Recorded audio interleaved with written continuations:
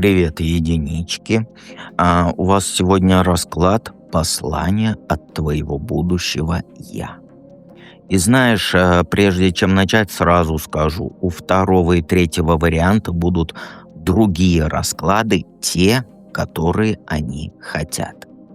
Итак, давайте, я думаю, в долгий ящик откладывать не будем. Все, что тебе нужно, в закрепленном комментарии и в описании к этому видео. Итак, давайте начнем.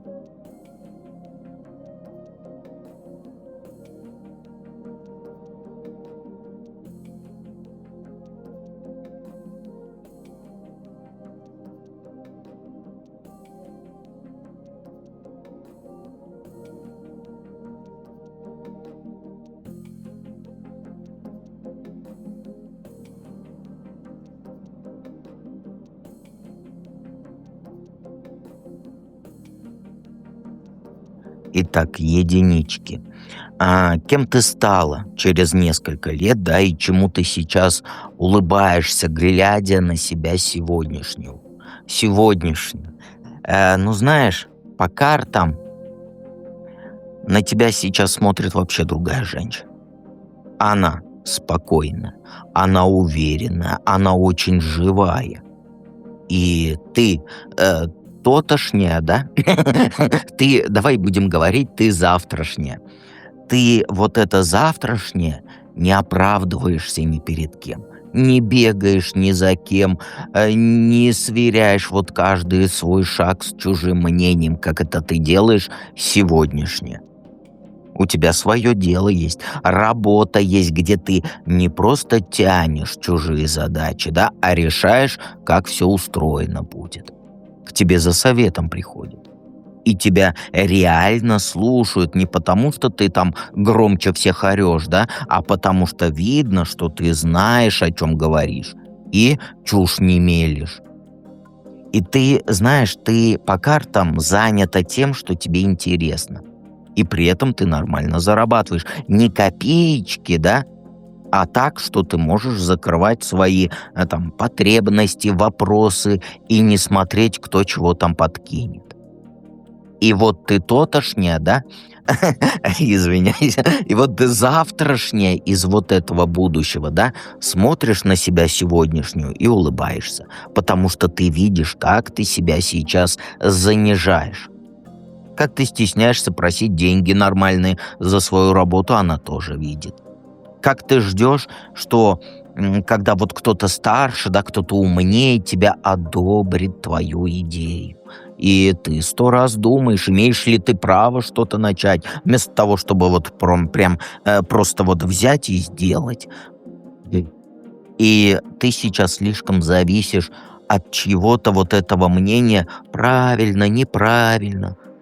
Вот знаешь, мне лично за тебя хочется сказать, а не засунули бы вы свое мнение в попу? И знаешь, ты внутренне вот все время ищешь взрослого над собой. И это не важно, кто начальник, мужик твой, родственник старший. И сейчасшнее, есть такое слово в кураптоновском языке, но я постараюсь говорить литературными словами. Ну, кураптоновский он тоже литературный. Просто на другие языки он некоторые слова не переводится. То есть нынешняя ты загоняешь себя в позицию вот этой ученицы, хотя ты уж давно переросла этот уровень. И вот будущая ты, она уже не ходит по кругу с вопросом типа «а вдруг я не умею?», «а вдруг не потяну?», «а вдруг не околею?». Так, ладно, хватит песни петь, да? Ну, ты поняла меня. У тотошней тебя, эй, блин, я, простите, у меня прям тотошнее хочется говорить. Будущая ты, вообще такого вопроса у нее нет в голове. Типа, умею я, не умею. Если интересно, ты, как говорится, идешь и разбираешься по ходу дела. Если нужно, учишься, но не с чувством таким «я мелкая, я неумеха», а спокойно. Как взрослый человек, который расширяет свои навыки. И там у тебя есть вот этот простой внутренний закон. Если это твой интерес и твой путь, значит, ты имеешь право идти, даже если кто-то морщится, кто-то кому-то чего-то не нравится и так далее.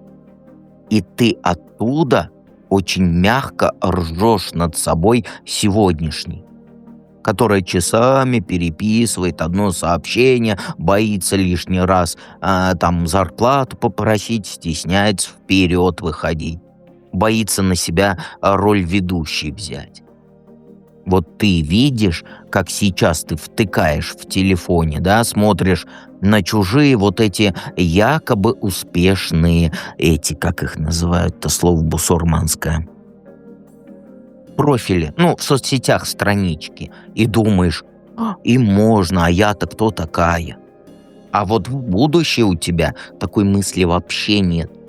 Ты смотришь на этих людей спокойно, на равных, без зависти, без вот этих поклонов до земли. И знаешь, в чем фишка? Ты туда пришла не потому, что тебе кто-то зеленый свет дал, а потому что в какой-то момент ты плюнула на ожидание разрешений, и поэтому будущее ты сейчас глядит на тебя и говорит: «Я уже знаю, кем я стала, и мне за тебя не стыдно, но ты, конечно, долго тянула с этим взрослением. Дурачилась по пути знатно, да?» Какой самый важный урок или решение ты приняла за это время? Ну, знаешь, самое серьезное вот по картам, что ты сделала по пути, это ты впервые в жизни честно осталась наедине с собой и не избежала от этого. То есть, я объясню, вот смотри, был такой период жизни, до тотошней тебя, да что ж такое, до завтрашней тебя, когда вот у тебя реально все поехало. И отношения накрылись, и на работе стало пипец как невыносимо, и здоровье где-то фонить начало. И ты просто, ну, перестала спать нормально. По ночам крутила одни и те же жвачки, да, мысли. Днем ходила как пустая. И вот ранее ты в какой-то момент обычно вот хваталась за кого-то. Ну, там, подружка, новый мужик, сериал, работа, да, да, как говорится, до изнеможения. Лишь бы не оставаться с собой и со своими вопросами. И вот, как сказать, и вот в один момент ты не побежала срочно искать там новые отношения, не полезла в первый попавшийся этот вариант, чтобы дыру закрыть. Ты не стала хвататься за вот этот вот, за эту карусель, за старую привычку. Не стала себя заглушать вот этим общением с мужиками. Ты наоборот ушла в тишину. Перестала всем подряд отвечать сразу, перестала брать на себя лишние обязанности. Контакты порезала, да, сократила. И в какой-то момент ты просто вот поняла, что большую часть тревоги ты у себя в голове носишь. Сама. Что вот, ну, никто снаружи тебя уже не держит, все держится только на твоем страхе что-то изменить. И ты просто увидела, как ты сама себе запрещала хотеть большего, как цеплялась за отношения, потому что страшно быть одной, мне же уже не 20 лет. Как на работу соглашалась, которая из тебя вот силы просто высасывала, потому что неизвестно, что будет дальше. И вот это была самая, как сказать, тяжелая точка. То есть признать, что тебя никто не держит, кроме тебя самой. И ты вот пережила несколько жестких вот этих ночей, да, когда казалось, что крышу сносит, когда слезы сами по себе текли, когда тело дрожало, но ты не полезла обратно на эту старую карусель, да, в это старое. Ты именно в этот момент решила, что хватит жить через постоянный страх и вот эту вот долбаную усталость. Лучше я сама с собой одна посижу, чем опять залезу куда попало только для того, чтобы пустоту закрыть. И перестала ты кормить свою голову картинками типа «как должно быть». И начала смотреть на то, как есть на самом деле. То есть это решение не спасать себя чужими руками, да, не хватать первого встречного мужика, в делах не закапываться до потери сознания, а вот посидеть в этой тишине, вытерпеть свои мысли и честно озвучить свои желания. Вот это и стало вот этим переломным моментом. С этого, то есть, начался твой вот этот нормальный выбор, а не бегство от боли под видом занятости или под видом заботы о других.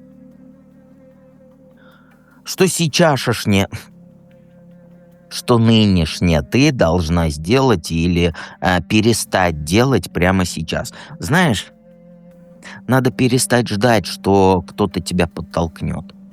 И перестать дергаться от каждого своего шага. Ты же, как сказать, вот ты же уже достаточно поняла, уже все проанализировал, уже 100 раз все, как говорится, обсосала. Сейчас ты застряла вот, знаешь, в таком странном состоянии, вроде хочется другой жизни, да, хочется там работы другой, да, отношений других. А ведешь себя так, как будто у тебя вообще нет права на резкие движения. У тебя в голове шаг влево, шаг вправо, расстрел. И сидишь, все время оправдываешься перед собой. А вот твои оправдашки какие? То у тебя не время, времени то не пришло. То у тебя подготовиться надо. То у тебя, само сложится все. Из-за этого ты вечно на полшага, вечно не до конца. Понимаешь, в отношениях ты не ставишь четких рамок. На работе ты не говоришь, что тебе не подходит, да?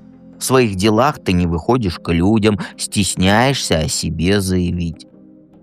Вообще ты стесняешься сказать, что ты умеешь и что ты можешь. Ты как?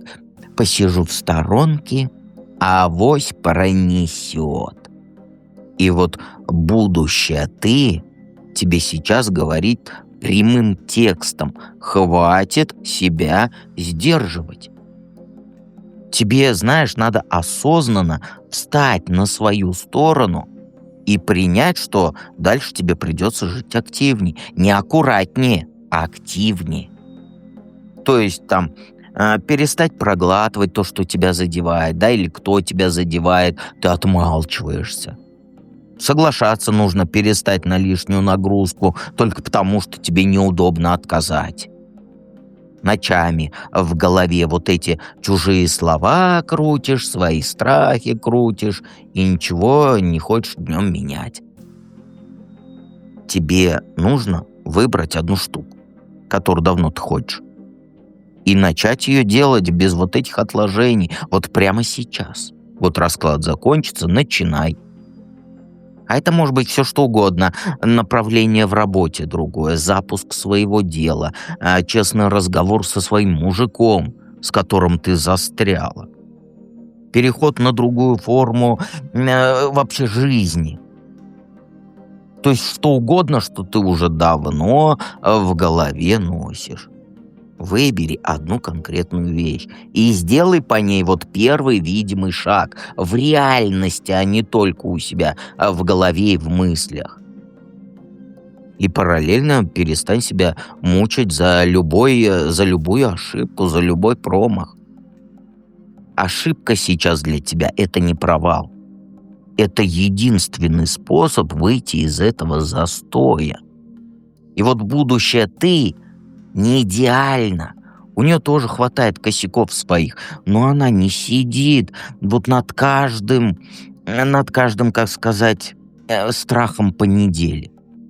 Сделала, посмотрела, что вышло, поправила, пошла дальше. Вот этот вот у нее план. Вот этого тебе и не хватает сейчас. Пока ты боишься чужой реакции, откладываешь свои реальные шаги, ты саму себя вот в этой жизни держишь, от которой уже сама устала. Тебе сейчас нужно не вот это А еще немножко надо подумать, а авось там начну. А действовать начать. И спокойно пережить вот этот страх, который у тебя поднимется. И после этого этот страх, он станет меньше, а ты станешь ближе к той себе тотошней, да, завтрашней, которая на тебя смотрит и реально гордится. И всегда помни, что дед всегда рядом.